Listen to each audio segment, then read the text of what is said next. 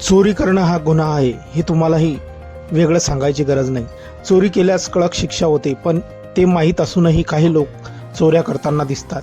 अशाच काही चोरांचा व्हिडिओ समोर आला आहे। एक महिला आपल्या मुलीला शाळेत सोडत होती, त्यावेळी चोरट्यांच्या टोळीनं त्या महिलेला घेरलं आणि तिचे दागिने, बॅग आणि मोबाईल फोन हिसकावून घेतले।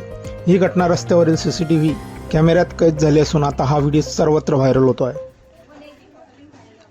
हा व्हिडिओ गजब भाऊ एक्स या अकाउंटवरून शेअर करण्यात आला असून कॅप्शननुसार ही घटना नवी दिल्लीमध्ये घडली आहे। व्हिडिओमध्ये दिसत आहे की एक महिला आपल्या मुलीला शाळेच्या बसमध्ये बसवून घरी जात होती। त्याचवेळी चोरट्यांनी त्या महिलेला घेरलं, तिच्याकडील फोन, पैसे आणि दागिने हिसकावून घेतले आणि ते पळून गेले। लक्षवेधी बाब म्हणजे ही घटना भरदिवसा रस्त्यावर घडली आहे, तेही वर्दळीच्या ठिकाणी। हा व्हिडिओ आतापर्यंत हजारो नेटकऱ्यांनी पाहिला असून अनेकांनी तीव्र अशा प्रतिक्रिया या व्हिडिओबद्दल व्यक्त केल्या आहेत। आपण व्हिडिओमध्ये बघू शकताय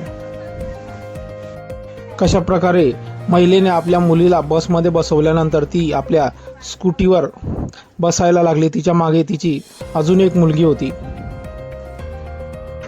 त्या अगोदरच चोरांनी आपलं टार्गेट हेरलं होतं आणि त्या महिलेला त्यांनी घेरलं चोहू बाजूने। आपण बघू शकताय कशा प्रकारे गाडी निघाल्यानंतर महिला आपल्या स्कूटीवर बसणार आपल्या मुलीला घेऊन, तेवढ्यात दोन हेल्मेट घातलेले तरुण, त्यांच्या मागे अजून दुसरी बाईक आली, त्यांनीही 2 हेल्मेट घातलेले तरुण तिथे उतरले आणि त्यांनी आपल्याजवळील बंदूक काढून त्या महिलेच्या अंगावर ताणून धरली आणि बाजूच्या लोकांवरही एका चोराने बंदूक ताणून धरलेली आहे। त्यामुळे तेथील लोक पळून गेले आणि त्या एका चोराने त्या महिलेला बंदुकीचा दाग दाखवून तिच्या अंगावरील सोन्याचे दागिने बळजबरी हिसकावून घेतले।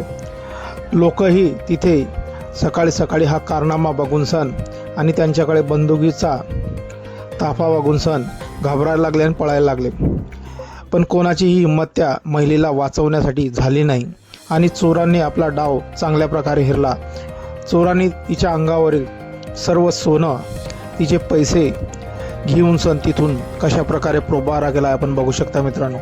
हा व्हिडिओ व्हायरल झाल्यानंतर सोशल मीडियावर तीव्र अशा प्रतिक्रिया उमटत आहेत। दिल्ली पोलिसांनी चोरट्यांना शोधून त्यांना शिक्षा करावी अशी मागणी होत आहे। दरम्यान